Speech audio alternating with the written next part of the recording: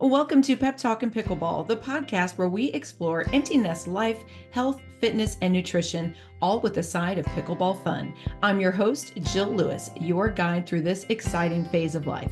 As a certified faster way to fat loss coach and fellow empty nester, I'm here to share insights, interview experts, and yes, sprinkle in some pickleball talk. Join me for weekly doses of motivation and laughter as we navigate health, happiness, and pickleball passion. Grab your paddle, join the conversation, and let's dive into Pep Talk and Pickleball. Welcome to Pep Talk and Pickleball, the podcast where I share all things health, wellness, fitness, and of course, my love of pickleball. Skewed to the empty nesters. So if you're an empty nest female that you're looking to really thrive in the second phase of life, you're in the right place. So I'm Jill Lewis, and I thought today I would just give you a little bit of a life update. I've had a lot going on. So we just got back from the most epic trip, the most epic vacation that I've ever experienced. And I feel like we're pretty, well-traveled people. My husband and I, that's like our favorite. That's our love language, is to travel together, really just kind of explore the world. I was really inspired by my parents. My folks were able to do so much traveling throughout their lifetime. And my husband and I in the last 20 years have been just so blessed to be able to see so many different things, so many different places, so many different cultures. And hopefully we'll be able to continue that. So that's what I thought I would talk about today. So if you haven't listened in a while, maybe you don't know this, but I just celebrated my 50th birthday back in December. And I'm a Christmas baby. I was born the day after Christmas. I'm the youngest of 5. And, when you have a birthday that's like the day after Christmas, it's kind of a hangover day, for lack of better words. The day after Christmas obviously doesn't feel like you're still on that major celebration mode. Some people might be taking their Christmas decor down. Some people are traveling back home, but it's just kind of a day of let's just chill. No one's really wanting to go party on the day after Christmas. So I'm kind of used to that, especially as an adult. So when I was a kid, I have to say, my mom did her best to make my birthday feel really special. And when you're a little kid, you're just thrilled having a birthday. If it was around the holidays, you had more people to celebrate with. So that didn't bother me. A lot of times my cousins were around, so that was cool. And sometimes my mom would have a birthday in the middle of the summer. So like a half-year birthday, so I could have a pool party, things like that. But most of the time, the day after Christmas. And then when you become an adult, you start to realize like this is not an ideal time to have a birthday because you're just doing all the adulting things and doing a lot of cleanup, as especially when you're a mom. The day after Christmas is all about cleaning your house, getting them put back together. And then you also feel a little bit guilty because you know that everybody has spent a lot of money on their own family and friends and things at Christmas time. It's an expensive month. And then, I don't know, I just feel guilty, people feeling like they need to get me something on top of all of that. It's a hard time to get together because there's a lot of Christmas parties and things. So anyway, it's just one of those deals. My birthday just kind of feels like just kind of weird. It's just like a weird day to have a birthday. So this year, my husband, and I have to say this, really in the last 20 years, especially, my husband's done a really good job he knows that all I want for Christmas is to not be in Illinois. He knows that that's really all I want. So we have traveled a lot. But typically the 26th is the travel day. So on my birthday, we're usually either flying somewhere or driving somewhere. And, so this year for my 50th, he totally surprised me. I talked about this a few episodes ago. He surprised us on Christmas Day. The kids and I took us to Miami, had an amazing 2-day getaway. And then on my actual birthday, we were at dinner and he gave me this gift of a fabulous vacation in the BVI's on a luxury charter boat. It was I was so shocked. So that's what we did this past week. We took that trip and it was us and 3 other couples. And we were on a 60-foot sunreef. It's a sailing catamaran. It had a crew of 3. So you have your captain and first mate and private chef. What? Yes, private chef for the week. So there's 4 cabins. Each cabin had a bathroom. I mean, it's an electric flushing toilet. You've got a shower that's a stall. I mean, it's very small cabins, but they were really well appointed, so nice. And so I'm just going to kind of start from the beginning and tell you all about this because I was sharing this whole journey, a lot of it on Instagram. I wanted to share more, but I'm not a great Instagrammer when it comes to in the moment, sharing everything that I want to because or I have a hard time putting fun reels together because I'm so in the moment and what I'm doing. And it's just that I have to say does not come naturally to me. I have to really think about it. So I do the best I can, but I did get a lot of messages asking me about it. And oh my gosh, that seems amazing. First of all, let me tell you that I did not plan one iota of this trip. I was just along for the ride. This was a total surprise to me on December 26th. So, what I found out was that my husband and one of our good friends, Nancy, she was the ramrod. They started planning this at the end of last season in Florida. So, that would have been back last March or April. They started planning this trip. So I didn't know a thing about it. And it was really fun to just go on a trip where you don't have to plan one detail. That in itself is a vacation because if you're a mom, you're like usually the one that's planning most of the details of the trip. And I didn't have to do a thing.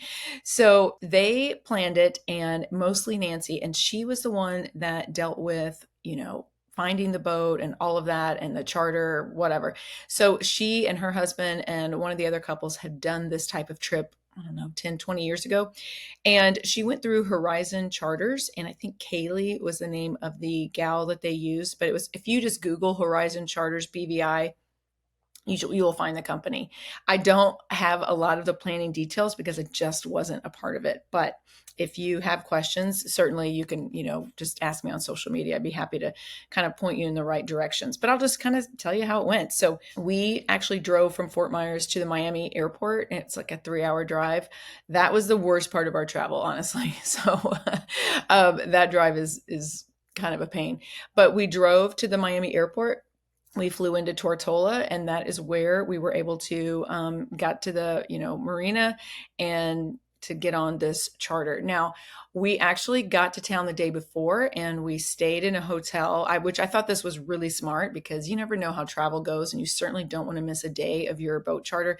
So we got in the day before and had just a very relaxing afternoon, evening. Where we stayed was in Nanny Key, and Key is spelled Cay, I think, but Nanny Key. And we chilled there. They have a great restaurant bar on the beach. And on the other side is the marina with all these really neat boats and catamarans and such. So we stayed there.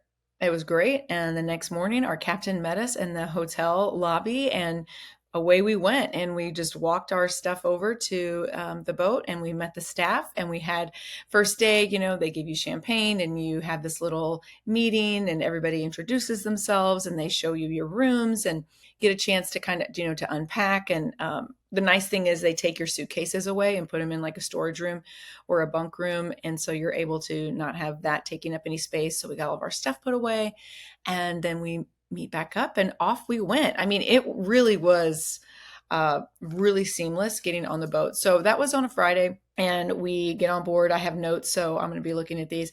And we went straight away to Norman Island and we had lunch on the boat. So like I said, we had a private chef and this is the cool thing. The only kind of planning that I had to do was just fill out a form. So our friend Nancy gave us online, she said, hey, fill out these forms, let the crew know your preferences. And so that's really nice. So you can say if there's certain foods that you either absolutely cannot stand, or if you have a food allergy or whatever, you let them know on that. You can let them know your drink preferences, your sleep preferences. Are you a morning person, an evening person?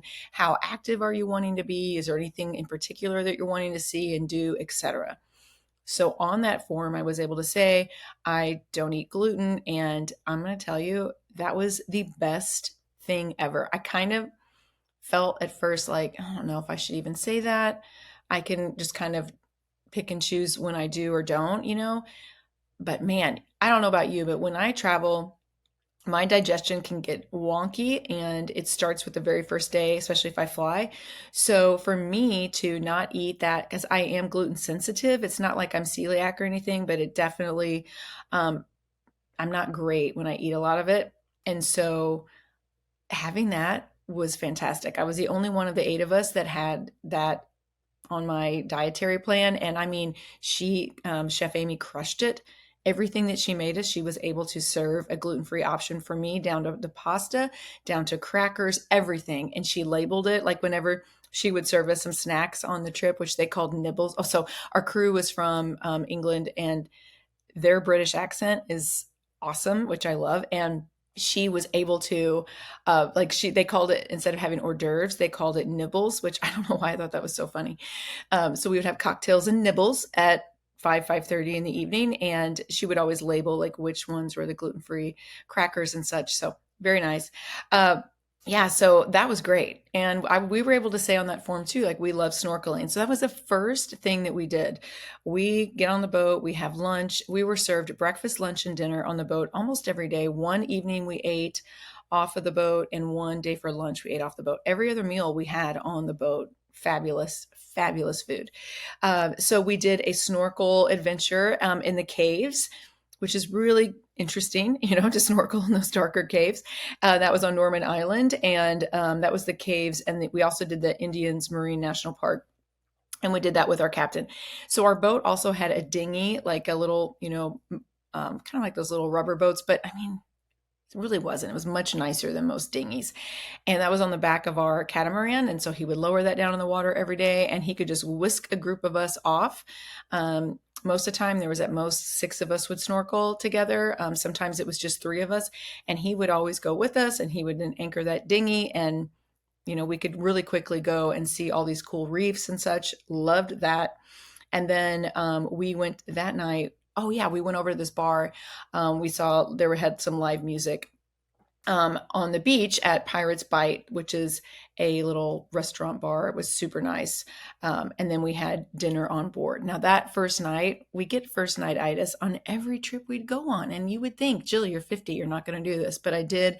That was the one night that I did overindulge on the beverages, specifically wine. I had a really hard time. Our first mate did a great job of repouring wine when you're not even realizing it. And yeah, so the next morning I woke up very headachy, not proud of myself for that. And I made sure the rest of the trip I didn't do that again. So every time he would go to serve like another glass of wine, I was like, no, that's all I can do. One, I'm done. But first night, you're so excited to be there. And it was a really fun night, I will say that. So then the second day, I think we had the sails up that second day, and we sailed up the Sir Francis Drake Channel. Again, this is all through the British Virgin Islands. And we went to Long Bay on Beef Island, and we went snorkeling there. And that snorkel might be one of my top favorite snorkels. That was amazing. We saw on that snorkel, it was just three of us and our captain. I saw a barracuda, and that kind of freaked me out. But I saw a barracuda. I saw a shark. I saw about a 4-foot shark, and just spectacular schools of fish. I mean, it was really amazing. And that was really close to Scrub Island, where Randy and I had actually gone before, like 9 years ago. And so that was neat to see Scrub Island again, because we had such great memories of that trip as well. And we were able to just kind of play with some water toys out in the water. He had like these motorized, I don't even know what you call them other than water toys, but they basically, you just hold up, turn on the power and zoom, they kind of take you around. So that was really neat. And then they had, I'm trying to think, this is the first day of the full moon. So our friend Nancy was just so smart. She was like, she really wanted to plan this trip around the full moon, when there was a full moon. So it was really neat to be out there. My pictures don't even do it justice. But so we were out there with the full moon. So the first night on Beef Island, they have a full moon party whenever there is a full moon. And that was cool. And that was at Trellis Bay. And then on the 25th, we were up and we were trying to find some whales. The crew saw them out in the distance. I never saw them, but then we went all the way to Anegada. So Anegada is an island that is further away, a little more remote, but I think it was my favorite. Anegada it's so sparsely populated and has the most beautiful beach maybe I've ever seen. And I feel like we've been to some incredible beaches. Like I thought Anguilla had the most incredible beaches I've ever seen. And this it does rank right up there with it. Obviously, like Bora Bora, we've been there. Those are incredible, gorgeous waters. But as far as like being able to walk such a long stretch of beach, I mean, I think we walked like 40 minutes with no buildings in sight, just nothing but stretches of gorgeous sand, beautiful water, and just not populated, like we hardly even saw anybody out there walking. And they had these huge conch shells that would float up. And so we saw a couple of them in the sand that we rinsed out and we brought home with us that I've got out in my landscaping down here in Florida. So that was a really fun day. That was such a fun afternoon. And so we walked the beach there, and we walked to Tipsy's, which is a bar that's actually one of my friends in Southern Illinois, and a client. She was like, "You got to go to Ann's," and that's the place she was talking about. So that was cool, just to know that someone else, a friend of mine, had been there before. And we went there, and then we walked, or no, we took a cab and the cabs are always hilarious to get on. It's like the open air cab. And we went to the Wonky Dog, and we had, which is such a funny name, the Wonky Dog, and we had fresh lobster. The lobsters there, they look so different than like lobster we're used to in the US, but they were incredible. So we had like grilled lobster. Then we got back on the boat, and that was a really fun evening as well. The next day, they had the sails down again. We went to Prickly Pear in the Gorda Sound, so by Virgin Gorda, and we did more snorkeling. Snorkeling there was fantastic. It was a little more work, when we're snorkeling and we're not like using life jackets or anything, because you just have to. Snorkeling is interesting. Just the more relaxed you are, the better it is. And the equipment that they had on board was fabulous. Like, I mean, the equipment was great. I've never had snorkel equipment fit me so well where I wasn't like adjusting it. I never had water leaking. I didn't fog up or anything. And this was a drifting snorkel. The current was very strong. And in fact, our captain, so he had the dinghy out, and he just he just kind of pulled the dinghy along with him while we were all just kind of floating and drifting down the way. It was really cool. But anyway, saw a live lobster. That was insane. Saw a huge stingray. That kind of freaks me out a little bit. I don't love seeing stingrays out there, but I was chill. And again, just awesome fish. The reefs are insane. And then we went to a different snorkel site where we actually saw 3 cannons that are like nearly buried, but not on the floor of the ocean. And we got thinking, like, this is probably from like pirates' times. I mean, what, 14th century? I mean, that's kind of incredible to see that. So that was really neat to get to do that. And then we went to Saba Rock, which is this tiny, tiny, tiny island that has a really neat bar restaurant on it. And we had a cocktail there before sunset. Watched the cooks at this restaurant. They always feed the tarpon every day at 5 p.m. So we got, these tarpons they're huge. So we got to see that. And then we took the dinghy back to our boat. We get on the boat. And I mean, everyone's feeling super festive because we all had a cocktail or two. And then we go up to the top floor of our boat, and I was the last one up. And I'm so shocked. They had a surprise 50th birthday party for me. You guys, I almost cried. I mean, I was so surprised because I was thinking like, my birthday's over, and I knew this was a birthday gift, but I've never had anybody do that for me before. I've never had like a birthday party like that. It was and they all had like these glasses on, like the 50, and I had a birthday sash, and there was a sign that said, like OSHIT, you're 50. And I mean, and then, and earlier that day, our captain in the morning, so we always would have breakfast at 8 a.m. And then our captain after breakfast would sit down and talk to us about the day and kind of give us a lot of history about the BBIs or what island we were getting ready to go to, or he would give a little lesson on how he navigates and about how the boat works. I mean, it was interesting. And so that morning though, he had said, "Hey, like tonight, let's have a dance party or let's do, something festive, and everybody write down 3 of your favorite party songs." And so we were like, "Oh, that's such a fun idea." So we wrote them all down, and well, I didn't know. Everybody else knew that's what that was for. It was for my birthday party. But so the music was great. It was stuff that everybody was loving. And oh my gosh, it was so fun. So I danced my tail off, and then we had to take a break and go down for dinner. Like, I don't know, was that 7:30, 8 o'clock? And we had this amazing dinner. And then, you guys, this birthday cake, if you follow me on Instagram, you'll see it. This birthday cake was incredible. It was this 3-layer chocolate white with like strawberry stuff inside, amazing icing. It was gluten free. It's the most beautifully decorated cake with these amazing candles. It was so sweet. Oh, anyway, it's probably one of my very favorite memories. And I think it will be like one of my top favorite memories I've had. It was so much fun. I was so happy. Like I said, we just danced. I feel teary thinking about it, but we just danced and danced and danced. I loved it. Oh, it was so fun. So, oh, and then our first mate, Pierce, he made us lemon drop martinis that were, I don't know if it was just the vibes or what. It was the best martini. I think best lemon drop martini for sure. I need to get the recipe from him. It was so dang good.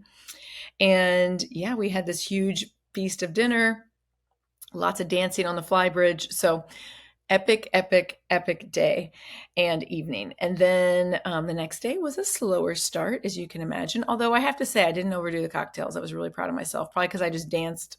I was too busy dancing.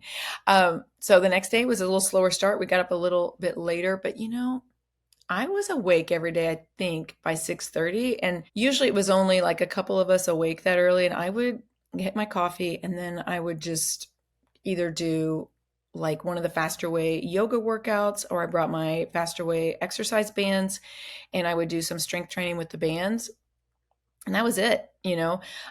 Wasn't like I was getting a lot of steps in on this trip, obviously, because I'm on a boat. And I would say that maybe the only thing I would change was to try to maybe get more steps in, more activity, just because I feel better doing that. But I did get in a lot of swimming, which I haven't done in years, and just swimming in the water, the snorkeling. We did go hiking one day, but I did the best I could. And it was, I don't know, sometimes it's kind of nice to give your body a break, I think, as well. So we sailed down to the baths. So we basically just went on the other side of Virgin Gorda. And Randy and I have been to the baths before, but this was way better because our group was so small and our captain it's just an amazing guide. So they took us out in the dinghy and we basically just had to swim to the shore, which is fun. And then walked all through the baths, which is just this. The baths are like this huge, all these different rocks formations that are right on the beach. And it's very cool. It's really hard to describe, but it's beautiful. So there's a real scenic photo that people take. It's called the Cathedral in the baths. And that's kind of the iconic place to take the picture there, which of course we did.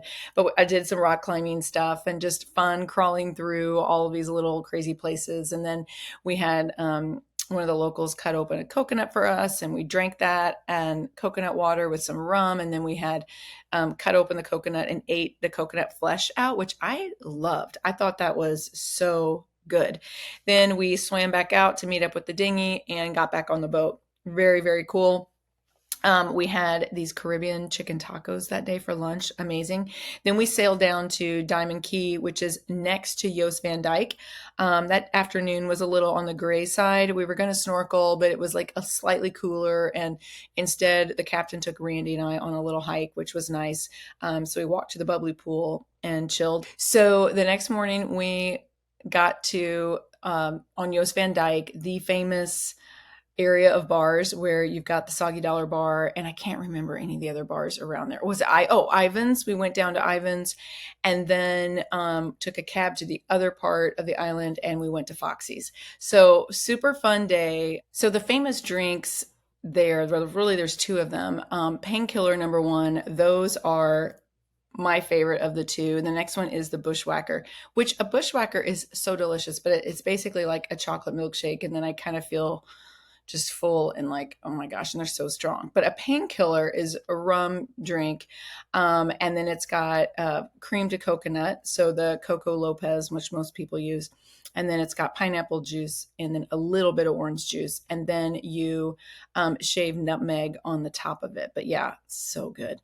And then a Bushwhacker is like, this is a general recipe. This is just one I'm looking at online, but you've got the Coco Lopez, you've got Bailey's, Kahlua, vodka. Some people put amaretto. There's other variations of it, but basically it is really like a chocolate milkshake, okay? And then, of course, rum punch and all that type of thing, but painkillers, by far my favorite on Jost Van Dyke.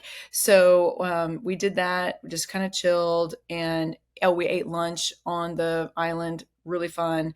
And, it was just a great day. Then we met back up with the Amaya, our boat, and we had our final dinner on board, which was fabulous. Like she had huge fillets.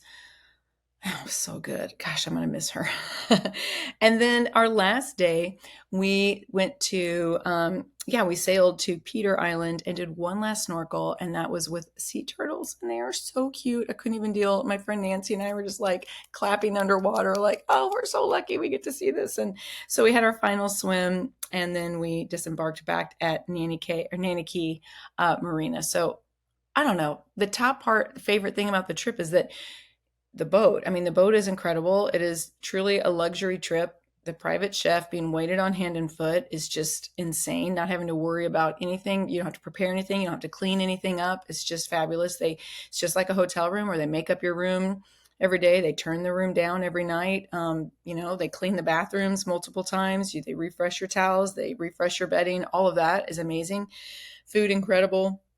And just being able to see so many different islands on the trip is, just the coolest thing. And like snorkeling in a smaller group as opposed to snorkeling with like 50 other people, it's just so nice. So I have to say, really and truly, one of the top vacations we've ever been on. And yeah, it is a bougie trip, but it's definitely a bucket list trip. And I highly recommend it. So anyway, thank you for listening to all that because I don't know. It was really special, put it that way. So now that we're back, this was kind of funny. I'll bring it back to some pickleball for you now. So we got back and, you're just tired after traveling and all of that. And the next day, so we get home at night.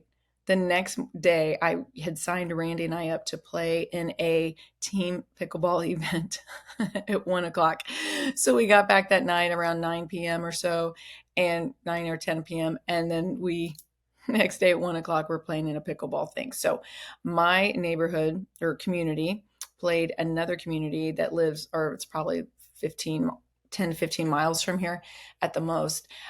So it was like a team event where we had 6 two-person teams. So it's mixed doubles. Each team had a male and a female.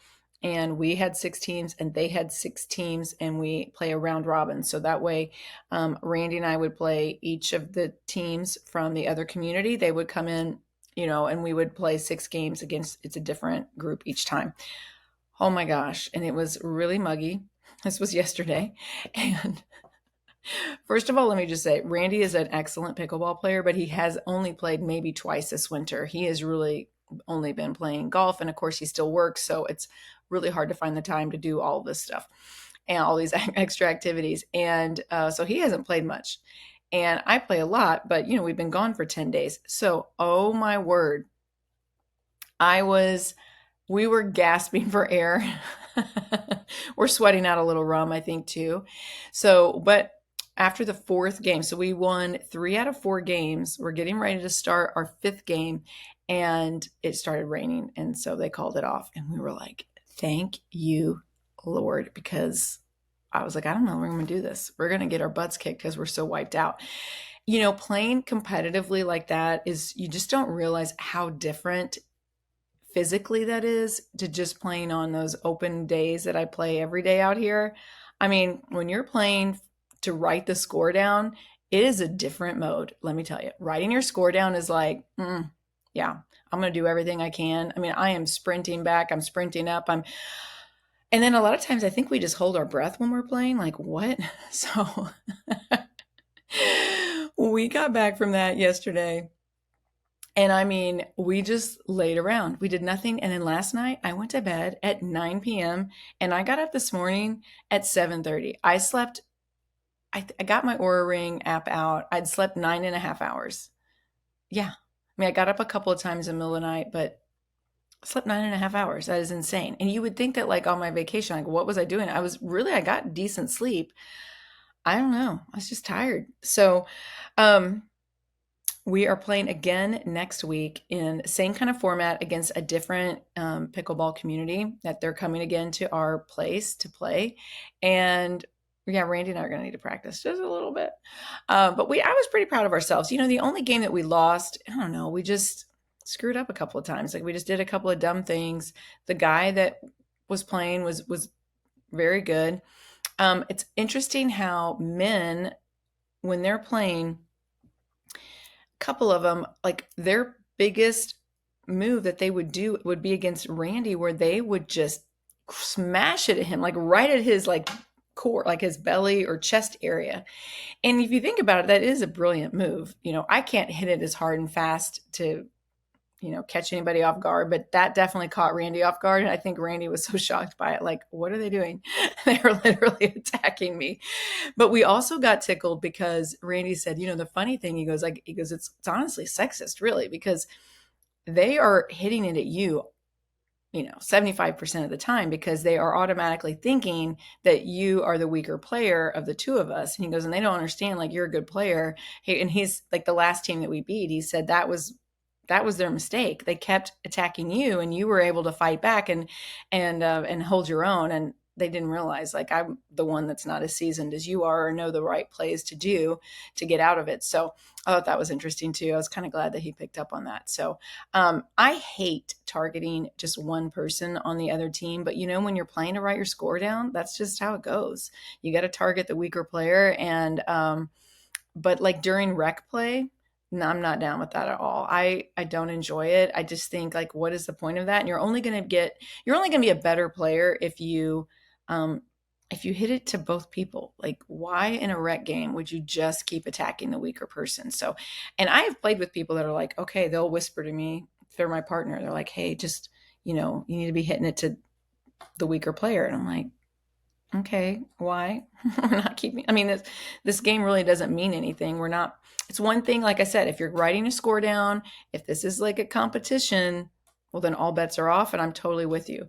It doesn't mean I like doing it, but I will do it, But yeah, rec play, like, get out of here. That's silliness, We're not out there to just win every game. We're out there to get better. So, and have fun. It's not fun if like one person doesn't ever get the ball hit to them at all. Anyway, so that was a good time. This week I'm going to play golf on Tuesday. I mean, the time down here is flying by. The fact that it's already March has me really freaked out. I get, used to be when you live in the Midwest, by the time it's March 1st, you're really excited because that means the worst of winter is behind you. But when you're down here in Florida and that the clock's a ticking, I get so stressed because I don't want to leave. It's really fun. It's like being at camp. I think that's the best way to describe it. When you're down here, it feels like you're at camp, a really bougie camp, and everybody is just super happy because most of the people here are retired. And it's just certainly a different way of living. Feel very spoiled this winter, that's for sure. So, and I did an Instagram post today, just kind of wrapping up a lot of pictures from the month of February. And man, it was a solid month. It started with my cousins coming to town for my mom's birthday and our annual Galentine weekend. Then I had a Faster Way coach conference that I attended in St. Petersburg, Florida, which was just so fun to connect with the other coaches. I love that so much. And then this fabulous trip. So I don't know how March could possibly top it, but I'm going to give you a hint. We get to see my daughter, who is studying abroad this semester, and we had a regular scheduled trip. So we will be traveling again later in the month of March, and we're going to go visit our daughter, and we're going to see some other places. So I'll be sure to share all of that with you. And thank you so much for listening. Traveling and your fitness and your health, it's good for you because we all need a mental break, And I have so many clients that are like already wigging out about trips they have coming up like in a month or two. And I'm like, no, like that is awesome. Embrace vacations, embrace holidays, because it is a mental break and we need that. So you got to think like your mental health is just as important as your physical health. And when it comes to those kinds of trips, they're few and far between for most people. So what you do between your vacations and your holidays is way more important than what you're doing that 1 week while you're on holiday. So as long as you keep moving, you keep hydrating, and you're picking whole foods, which is very easy to do, I believe, when you're traveling, you're golden. Like, enjoy life, we certainly are. All right. Have a great week. Thank you so much for being here. And I want you to know that my registration is always open for you if you are looking for an extra boost in your health and your wellness. I would love for you to join my next 6-week round of the Faster Way. You can look in the show notes for how to do that, but it is going to be 6 weeks of getting amazing workouts, gaining strength, building, maintaining lean muscle. Could not be more important than it is when you are in your second act of life. And you're going to get a meal plan, like know what to eat, when to eat, and why to eat it. I think there's so many mixed messages out there in the world. Like, this is the time, like learn it the right way. It's not the fastest way. It's not. This is something where I want you to really focus on establishing good habits. I'm not into gimmicks. I'm not into quick fixes that don't last. Okay. I really want to help you where you feel like you're improving your health and you're losing fat and you're gaining muscle, but you're enjoying your life along the way. You're able to do these types of trips like I just explained. Like you're able to go out with your partner on a Saturday night and not feel guilty that you had a glass of wine or that, you had some fun appetizer or something. Like, no, or maybe you had a dessert. We don't want to do that. We want to enjoy the life, but we want to be as healthy as we can. And that's what I'm going to educate you on. So that sounds like something you want to do. Check the show notes and I'll give you all the details.